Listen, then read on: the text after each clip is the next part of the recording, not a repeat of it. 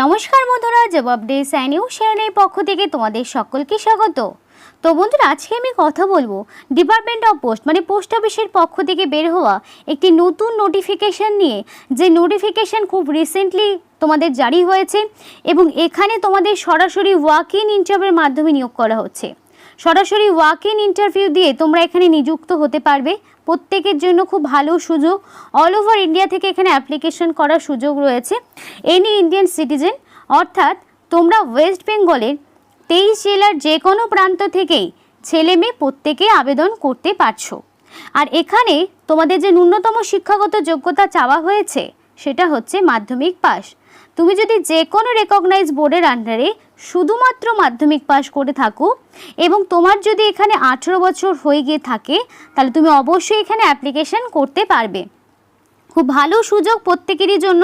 সরাসরি walk in ইন্টারভিউর মাধ্যমে গ্রামীণ পোস্ট অফিসে যে রুরাল যে এলাকাগুলো রয়েছে সেইখানে তোমাদেরকে নিয়োগ করা হচ্ছে।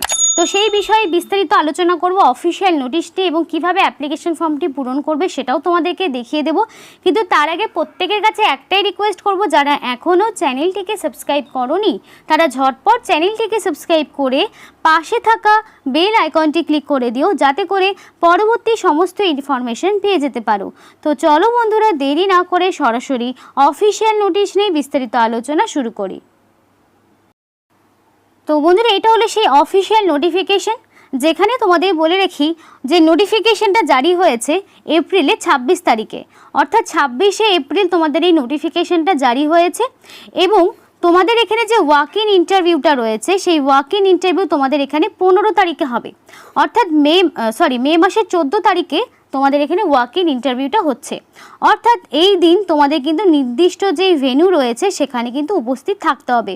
14 তারিখে একদিনই ইন্টারভিউ হবে এবং সেই দিনই তোমাদের গিয়ে সমস্ত রকম অরিজিনাল ডকুমেন্টসগুলো সাবমিট করতে হবে, মানে জাস্ট ডকুমেন্ট ভেরিফিকেশন হবে এবং তোমাদের যে জেরক্স কপিগুলো সেগুলো জমা করবে এবং তারপরে তোমাদের ইন্টারভিউর মাধ্যমে এখানে ফাইনাল ক্যান্ডিডেটকে বাছাই করে নেওয়া হবে। অর্থাৎ এখানে কিন্তু কাউকেই তোমাদের কোনো রকম রিটেন টেস্ট দিতে হচ্ছে না, কোনো রকম লিখিত পরীক্ষা ছাড়াই তোমরা এখানে আবেদন করতে পারছো। তো বন্ধুরা দেখো, অফিসিয়াল যে নোটিফিকেশনটা সেটা একটু ব্লার রয়েছে, তো আমি সেটাকে জুম করে তোমাদের সামনে প্রেজেন্ট করার চেষ্টা করছি যাতে তোমাদের বুঝতে সুবিধা হয়। তো এখানে তোমাদের পরিষ্কার বলা রয়েছে এনি ইন্ডিয়ান সিটিজেন, অর্থাৎ যে কোনো ইন্ডিয়ান সিটিজেন তোমরা এখানে আবেদন করতে পারবে, অর্থাৎ যে কোনো স্টেট থেকে আবেদন করা যাচ্ছে। সুতরাং ওয়েস্ট বেঙ্গলে যদি বাসিন্দা হয়ে থাকো তাহলেও তোমরা আবেদন করতে পারবে ইন্ডিয়ান সিটিজেনশিপ থাকলেই। এখানে ছেলে মেয়ে প্রত্যেকেই অ্যাপ্লিকেশন করতে পারছো। তো এখানে তোমাকে অবশ্যই ইন্ডিয়ান সিটিজেনশিপ তোমার থাকতে হবে এবং মিনিমাম তোমার এখানে 10 স্ট্যান্ডার্ড পাস থাকতে হবে ফ্রম যে কোনো রেকগনাইজ বোর্ডের আন্ডারে। শুধুমাত্র যারা মাধ্যমিক পাস যারা করেছো বা ধরো যাদের উচ্চ মাধ্যমিক বা গ্র্যাজুয়েশন রয়েছে তারাও কিন্তু এখানে আবেদন করতে পারবে। অর্থাৎ এখানে মিনিমাম শিক্ষাগত যোগ্যতাই চাওয়া হয়েছে মাধ্যমিক পাস। মাধ্যমিক পাস যদি তোমার হয়ে গিয়ে থাকে আর সাথে যদি তুমি ইন্ডিয়ান সিটিজেনশিপ তোমার থাকে এবং দেখো মিনিমাম তোমার বয়স যদি 18 হয়ে গিয়ে থাকে তাহলে তুমি অবশ্যই আবেদন করতে পারবে। ন্যূনতম তোমার 18 বছরটা তোমার লাগছে, সাথে মিনিমাম মাধ্যমিক পাস। এই দুটো ক্রাইটেরিয়া যদি তোমার থাকে তাহলে তুমি অবশ্যই এই পোস্টের জন্য অ্যাপ্লিকেশনের যোগ্য রয়েছো। তো বন্ধুরা, এখানে কিন্তু শুধুমাত্র মিনিমাম যে এজ লিমিটটা সেটাই কিন্তু দেওয়া রয়েছে, ম্যাক্সিমাম এজ লিমিটটা কিন্তু দেওয়া নেই। তো মিনিমাম এই এজ লিমিটটা থাকলেই তোমরা আবেদন করতে পারবে 18 বছর। আর বারবার বলছি, ন্যূনতম মাধ্যমিক পাস থাকলেই তোমাদের কিন্তু এখানে আবেদন করার সুযোগ রয়েছে। এছাড়া আর কিন্তু কোনো রকম ক্রাইটেরিয়া এই পোস্টের জন্য তোমাদের চাওয়া হয়নি। তো দেখো, এখানে তোমাদের একটা বিষয় বলে রাখি, তোমরা যদি চাও যে এখানে তুমি ইন্টারভিউতে পার্টিসিপেট করবে তাহলে যেদিন ইন্টারভিউ রয়েছে সেদিন সরাসরি এই যে অ্যাপ্লিকেশন ফর্ম যেটা আমি তোমাদেরকে এখন এক এক করে ফিল আপ করে দেখাবো সেই অ্যাপ্লিকেশন ফর্মটিকে তোমাকে পূরণ করে নিয়ে যেতে হবে যেদিন ইন্টারভিউ রয়েছে, অর্থাৎ 14/5/2024 এই তারিখে তোমাকে ইন্টারভিউয়ের জন্য এই অ্যাপ্লিকেশন ফর্মটিকে পূরণ করে নিয়ে যেতে হবে। তো কিভাবে অ্যাপ্লিকেশন ফর্মটি পূরণ করবে সেটা একটু দেখে নাও। দেখো, এখানে পোস্ট অফিসের লোগোও রয়েছে। তো এই অ্যাপ্লিকেশন ফরম্যাটটি তোমরা ভিডিও ডেসক্রিপশন বক্সেই পেয়ে যাবে, সেখান থেকে তোমরা আবেদন করতে পারবে। তো এখানে তোমাকে অবশ্যই দিতে হবে যে তুমি কোন পোস্টের জন্য অ্যাপ্লিকেশন করছো, তো অবশ্যই সেটাকে মেনশন করবে। নেক্সট যেটা তোমাদেরকে করতে হবে সেটা হচ্ছে রিসেন্ট পাসপোর্ট সাইজের ফটো, যেটা তোমাকে সেলফ অ্যাটাস্টেড ফটোগ্রাফ এখানে অ্যাটাচ করতে হবে, অবশ্যই সেলফ অ্যাটাস্টেড করবে এবং সেটা রিসেন্ট পাসপোর্ট সাইজের ফটো হবে। তারপর তোমাকে যেটা দেখো শুরুতেই বলা রয়েছে যে তোমাকে অ্যাপ্লিকেশন ফর্মটি ক্যাপিটাল লেটারে ফিল আপ করতে হবে, তাহলে সবগুলোই তোমাকে ক্যাপিটাল লেটারেই ফিল আপ করতে হচ্ছে, এখানে কিন্তু স্মল লেটারের কোনো গল্প নেই, সবটা ক্যাপিটাল লেটারেই ফিল আপ করবে। তো এখানে নেম অফ দ্য ক্যান্ডিডেট, তোমাদের নিজেদের নামটা যেটা ক্যাপিটাল লেটারে মানে ব্লক লেটারে সম্পূর্ণ নামটা, নিজেদের নাম, টাইটেল, মিডিল নেম যার যেটা রয়েছে সেটা সম্পূর্ণটা ক্যাপিটাল লেটারে লিখবে। তারপরে ফাদার্স নেম, তোমাদের বাবার নামটাও ক্যাপিটাল লেটারে লিখতে হবে। এখানে তুমি যা নাম, বাবার নাম, নিজের নাম যা দেবে অ্যাকর্ডিং টু মাধ্যমিকের অ্যাডমিট বা মার্কশিট বা সার্টিফিকেট অনুযায়ী তোমার যা নাম ঠিকানা যা রয়েছে সেগুলোই কিন্তু দেওয়ার চেষ্টা করবে। তারপর তোমার এখানে ডেট অফ বার্থ, তো ডেট অফ বার্থ এখানে বসাতে হবে, তো যার যেটা ডেট অফ বার্থ রয়েছে অ্যাকর্ডিং টু মাধ্যমিকের অ্যাডমিট সেইটাই তোমরা এখানে বসানোর চেষ্টা করবে, কারণ এখানে অ্যাপ্লিকেশন করতে হলে ন্যূনতম 18 বছর না হলে তোমরা আবেদন করতে পারবে না। এবার ক্যাটাগরি দেখো, general, SC ST, OBC, EWS, ex serviceman প্রত্যেকে আবেদন করতে পারবে। তো তুমি কোন ক্যাটাগরিতে পড়ছো সেই ক্যাটাগরির নাম এখানে তুমি লিখে দিলে এবং অবশ্যই সেটার ভ্যালিড সার্টিফিকেট তোমার অ্যাপ্লিকেশনের ফরম্যাটের সাথে অ্যাটাচ করতে হবে। কি কি লাগবে সেটাও তোমাদেরকে আমি জানিয়ে দেবো।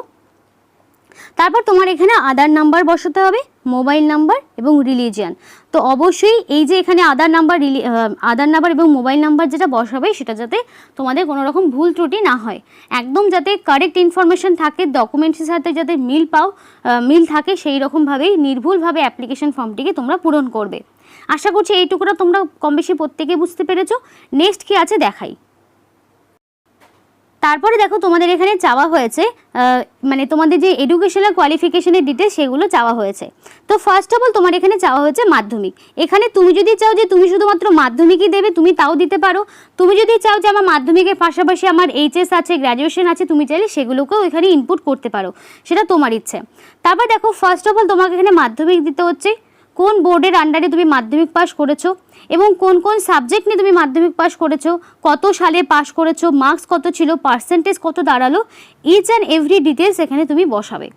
এবার তুমি যদি চাও আমি উচ্চ মাধ্যমিকের বসাবো, তাহলে উচ্চ মাধ্যমিক কোন বোর্ডের আন্ডারে কোন সাবজেক্ট ছিল, কত সালে পাস করেছো, মার্কস কত পেয়েছো, পার্সেন্টেজ কত, সবটা এখানে বসিয়ে দেবে। তারপরে থাকলো গ্র্যাজুয়েশন।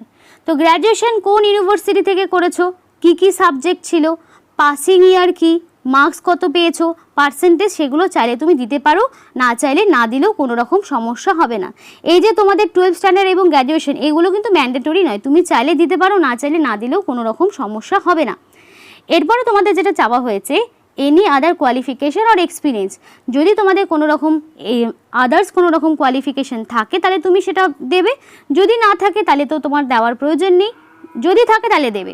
এবার দেখো অ্যাড্রেসটার কথা কি বলেছে, এখানে বলেছে হাউস নাম্বার, স্ট্রিট অথবা ভিলেজ। এবার যার যেটা রয়েছে, যার হাউস নাম্বার, স্ট্রিট নাম্বার নেই তারা সরাসরি ভিলেজের নামটা এখানে বসিয়ে দেবে।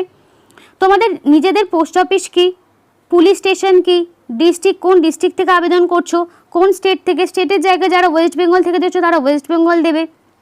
এবার তোমার এলাকার পিনকোড কি, তো সেই সমস্ত ভ্যালিড ইনফরমেশন এখানে দেবে।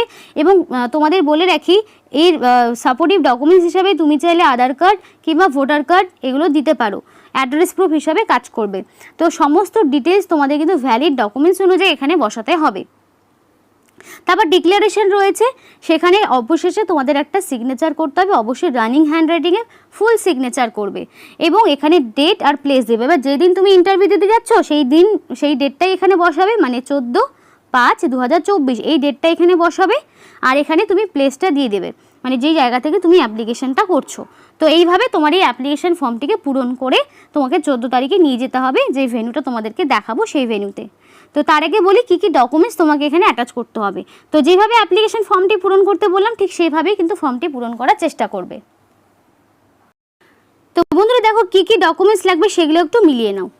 আধার কার্ড অথবা ভোটার কার্ড যে কোনো একটি যদি তোমার থাকে সেটা তোমার আইডি প্রুফ হিসাবেও কাজ করবে, অ্যাড্রেস প্রুফ হিসাবেও কাজ করবে। তারপরে তোমাকে যেটা দিতে হবে সেটা হচ্ছে মাধ্যমিকের সার্টিফিকেট, এজ প্রুফ। তোমাদের শুরুতেই বলেছিলাম মাধ্যমিক পাশের সার্টিফিকেটটা তোমাকে এজ প্রুফ হিসাবে এখানে দিতে হচ্ছে। দেওয়ার পরে এডুকেশনাল কোয়ালিফিকেশনের মার্কশিট। এবার তুমি যদি মাধ্যমিকের তো অবশ্যই দিতে চাও তাহলে মাধ্যমিকের অ্যাডমিট, মার্কশিট, সার্টিফিকেট, তুমি দিয়ে দিলে। তারপর তোমাকে যেটা করতে হবে সেটা হচ্ছে উচ্চ মাধ্যমিকের যদি তুমি দিতে চাও তাহলে মার্কশিট, অ্যাডমিট, সার্টিফিকেট এগুলো চাইলে তুমি নাও দিতে পারো, সেক্ষেত্রে কোনো রকম সমস্যা নেই। তুমি যে এডুকেশনাল কোয়ালিফিকেশনের ডিটেলস দেবে সেগুলো সমস্ত রকম ডকুমেন্টস তোমাকে অ্যাটাচ করতে হবে। তারপর তোমার কাস্ট সার্টিফিকেট, তুমি যেই কাস্টের মধ্যে যেই ক্যাটাগরির মধ্যে যেই কাস্ট তোমার রয়েছে সেই কাস্ট তুমি এখানে বসাবে এবং অবশ্যই মানে সেই কাস্টের সার্টিফিকেটটা অ্যাটাচ করবে যেটা তুমি অ্যাপ্লিকেশন ফর্মে বসিয়েছো। এবার তুমি যদি ESM ক্যাটাগরি হও তাহলে তোমার সেই সার্টিফিকেট লাগবে, যদি না থাকে তাহলে দেওয়ার প্রয়োজন নেই। আর যদি তুমি এক্স সার্ভিসম্যান হয়ে থাকো তাহলে সেই সার্টিফিকেট তোমাকে দিতে হবে, এগুলো কিন্তু সবার জন্য নয়। তো এইগুলো তোমাদের যদি আরও এক্সট্রা কোনো রকম কোয়ালিফিকেশন থাকে তাহলে তুমি সেগুলো দেবে, যদি না থাকে দেওয়ার প্রয়োজন নেই। এবং রিসেন্ট পাসপোর্ট সাইজের ফটো যেটা তোমাদের সবাইকে দিতে হবে। তো এই সমস্ত ডকুমেন্টসগুলো অবশ্যই অ্যাপ্লিকেশন ফরম্যাটের সাথে অ্যাটাচ করবে। অ্যাপ্লিকেশন ফরম্যাটের সাথে সেলফ অ্যাটাস্টেড করে এগুলোকে তুমি পিন আপ করে অ্যাকসেপ্ট করবে এবং অবশ্যই এই সমস্ত ডকুমেন্টসগুলো আবার অরিজিনালও তোমাকে নিয়ে যেতে হবে সঙ্গে করে। অরিজিনাল ডকুমেন্টস ছাড়া কিন্তু ডকুমেন্ট ভেরিফিকেশন বা ইন্টারভিউটা হবে না। তো দেখো এখানে দেখো তোমাদের সরাসরি ওয়াক ইন ইন্টারভিউর মাধ্যমে তোমাদের নিয়োগ করা যায়, যেটা 14 তারিখে ওয়াক ইন ইন্টারভিউ রয়েছে। রুরাল পোস্টাল লাইফ ইন্স্যুরেন্স বা পোস্টাল লাইফ ইন্স্যুরেন্সে তোমাদের নিয়োগ করা হচ্ছে। এবং এখানে তোমাদের যেই দুটো পোস্ট রয়েছে সেই দুটো পোস্ট হচ্ছে একটা ফিল্ড অফিসার, একটা ডাইরেক্ট এজেন্ট। তো ফিল্ড অফিসারে বলা রয়েছে যে কোনো তোমার এখানে গভর্নমেন্ট এমপ্লয়ি হতে হবে। আর আমি যেই পোস্ট নিয়ে আলোচনা করলাম সেটা হচ্ছে ডাইরেক্ট এজেন্ট। এই পোস্টের জন্য তোমরা যে কোনো ইন্ডিয়ান সিটিজেন এবং 18 বছর এবং মিনিমাম যদি মাধ্যমিক পাস যে কোনো রেকগনাইজ বোর্ডের আন্ডারে হয়ে থাকে তাহলে তোমরা আবেদন করতে পারবে। এবং এখানে সেই ভেন্যুটা দেওয়া রয়েছে, এই ভেন্যুতে তোমাকে সেদিন উপস্থিত থাকতে হবে ইন্টারভিউয়ের দিন। তো ভেন্যুটা একবার তোমরা নোট ডাউন করে নিতে পারো এবং সমস্ত রকম অরিজিনাল অল ডকুমেন্টস যদি না থাকে তাহলে কিন্তু ইন্টারভিউ তোমরা পার্টিসিপেট করতে পারবে না। তো বন্ধুরা এই ছিল আজকে সম্পূর্ণ ভিডিওটি যদি তোমার ভালো লেগে থাকে তাহলে অবশ্যই লাইক করো এবং চ্যানেলটিকে সাবস্ক্রাইব করে অবশ্যই আমাদের সাপোর্ট করো, আমাদের সাথে থেকো, পাশে থেকো। আর ভিডিওটি সম্পূর্ণ দেখার জন্য তোমাদের সকলকে অসংখ্য ধন্যবাদ।